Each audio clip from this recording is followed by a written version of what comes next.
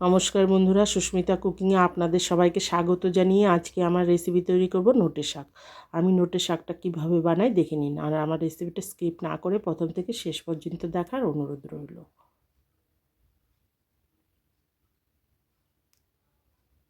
নোটের শাক রান্না করার জন্য আমি নোটের শাকটা প্রথমে বেছে নিয়েছি, তারপর পরিষ্কার করে ধুয়ে নিয়েছি। এখন আমি কুচি করে কেটে নেব। আমি এখানে ছুরি দিয়ে কাটছি, আপনারা চাইলে বটি দিয়েও কাটতে পারেন। আর শাকটাকে একটু বেশি করে কুচি করে কাটবেন, তাহলে শাকটা মিশে যাবে আর খেতেও ভালো লাগবে।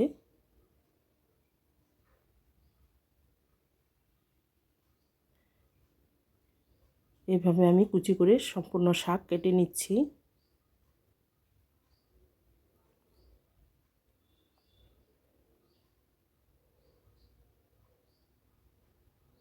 দেখুন আমার শাক কাটা হয়ে গেছে। তারপর আমি শাকের মধ্যে দেওয়ার জন্য একটা মিডিয়াম সাইজের পেঁয়াজ, 5টা রসুনের কোয়া আর 2টো কাঁচা লঙ্কা নিয়েছি। পেঁয়াজটাকেও কুচি করে কেটে নেব। এখানে পেঁয়াজটাও ভালো করে কুচি করে কাটলে পরে শাকের সঙ্গে মিশে যায়, সেই জন্য আমি একটু বেশি মিহি করে কাটছি কুচি করে পেঁয়াজগুলোকে।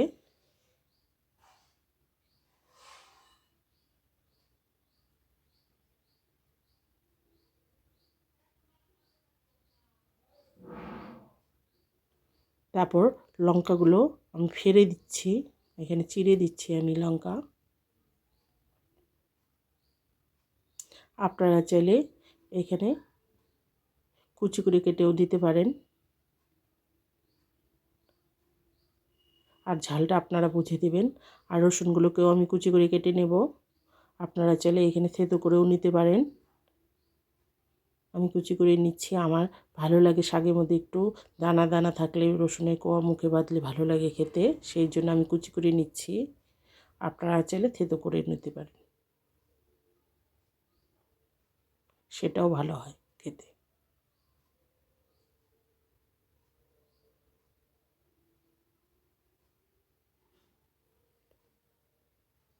আমি সব কিছু কেটে নিয়েছি, এখন রান্না করে নেব।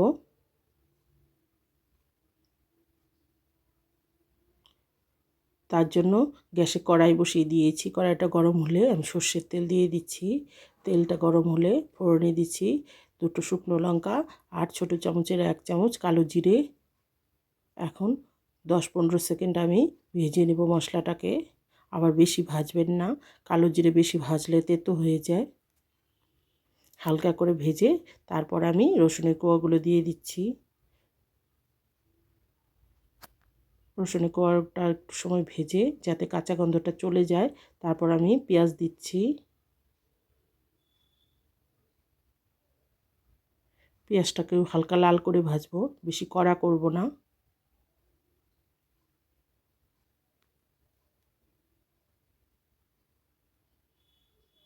তারপর দিয়ে দিচ্ছি ঝালের জন্য 2টো কাঁচা লঙ্কা।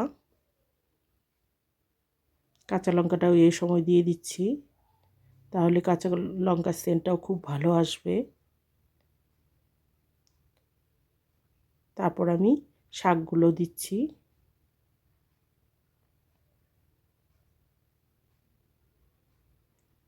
আর শাক দিয়ে প্রথমে লবণ দেব না আমি, লবণটা দিলে বেশি জল ছাড়ে, শাকের থেকে বেশি জল বের হয়, শুকোতে অনেক সময় লাগে।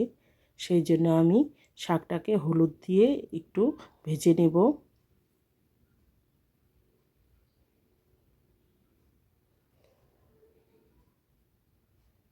এইভাবেই শাকটাকে সিদ্ধ করে নেব আমি, নাড়াচাড়া করে ভালো করে মিশিয়ে। শাকটাকে প্রথমে কমিয়ে নিচ্ছি, তারপর শাকের থেকে যে জল বেরোবে তাতে শাকটাকে সেদ্ধ করে নেব।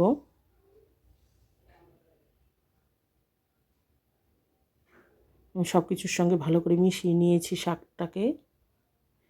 শাকগুলো মিশিয়ে এখন আমি ঢাকা দিয়ে দিব কিছুক্ষণের জন্য, যাতে শাকটা ভালো মতো সেদ্ধ হয়ে যায়। 3 মিনিটের মতো আমি সেদ্ধ করে নিয়েছি ঢাকা দিয়ে।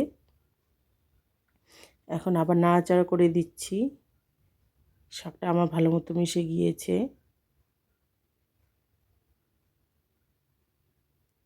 এখন ভালো করে নাড়াচাড়া করে নিয়ে শাকটাকে ভেজে নেব। শাকে আমার জল চলে গিয়েছে, শুকিয়ে গিয়েছে। তারপর দিয়ে দিচ্ছি লবণ স্বাদ মতো। লবণটা আপনারা বুঝে দেবেন, স্বাদ মতো দেবেন। প্রথমে অল্প দিয়ে শাকটাকে নাড়াচাড়া করে ভেজে নিয়ে লাগলে পরে আর একটু দেবেন লবণ।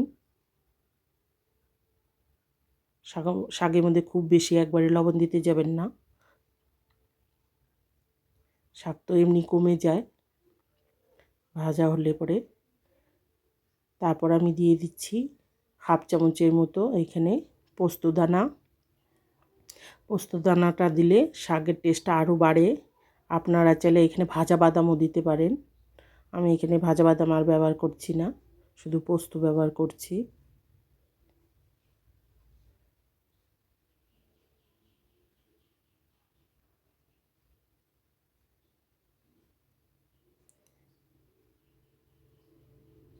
এখন 3-4 মিনিট আরও ভেজে নিব আমি শাকগুলোকে।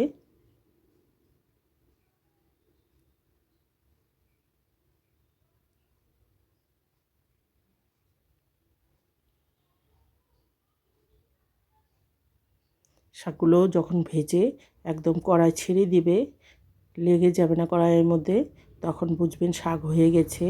তার আগে একটু নুনটা আমি চেক করে নিচ্ছি। আপনারা চাইলে সামান্য একটু চিনিও দিতে পারেন। আমি চিনি ব্যবহার করব না, আমার শাকের মধ্যে কেউ চিনি পছন্দ করে না, সেই জন্য এখানে চিনি দিচ্ছি না। আপনারা চাইলে একটু সামান্য দিতে পারেন।